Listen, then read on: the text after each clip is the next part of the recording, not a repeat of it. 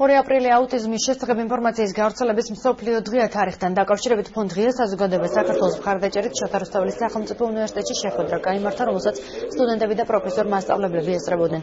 ინფორმაციულ შეხვედრაზე ძირითადი აქცენტები აუტიზმით დაავადებული ბავშვების საზოგადოებაში ინტეგრაციაზე გაკეთდა, ხაზი გაესვა აღნიშნული დაავადების ადრეულ ასაკში გამოვლინების ეფექტურობას. პირველად ეს დაავადება მეორე მსოფლიო ომის დროს აღმოაჩინეს.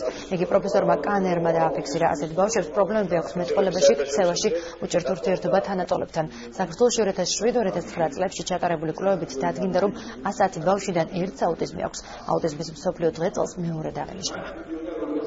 აქ საუბარი იყო ძირითადად, რომ საზოგადოებამ გაიცნოს ეს დაავადება, საზოგადოებამ იცოდეს ეს მდგომარეობა, საზოგადოება იცოდეს, რომ არსებობს ესეთი ადამიანი, რომელსაც ჭირდება დახმარება, რომელთაც უნდა შეუწყოთ ხელი, ეს იქნება სწავლებით, ჩართულობით თუ ურთიერთობით, რომ დავაძლევინოთ ის მათთვის მნიშვნელოვანი პრობლემა, რაც მათ აქვს. ჩვენი ღონისძიების მიზანი იყო, რომ ქონოდა საინფორმაციო ხასიათი, მოსახლეობას უფრო მეტი ინფორმაცია გაიგო ამ შესახებ და ბავშვების დროული აღმოჩენა ბავშვებში ამ დაავადებისა იწვევს ბავშვების ცხოვრების დონის გაუმჯობესებას და გვინდა, რომ ამ ღონისძიებას გამოხმაურება ჰქონდეს მშობლების მხრიდანაც. აუტიზმი არის ნეიროგანვითარებითი დარღვევა, ის ვლინდება კლინიკურად ძირითადად 3 წლის ასაკამდე და დიაგნოსტირება სწორედ ამ ასაკისთვის არის ყველაზე ეფექტური შედეგის მომცემი.